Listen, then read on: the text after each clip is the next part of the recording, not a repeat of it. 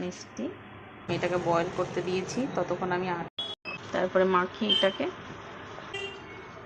হালকা কাঁচা দুধ দিয়ে আমি মেখে নিচ্ছি। আটার মতো সুন্দর করে মেখে নিতে হবে। এটাকে ঢেকে রেখে দিই। এটা হয়ে গেছে, আমি এটাকে নামিয়ে দেবো।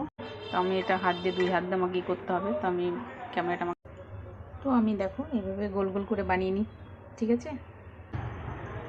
এখন এটাকে ফ্রাই করব। এগুলো ফুলে অনেক বড় বড় হয়ে যাবে।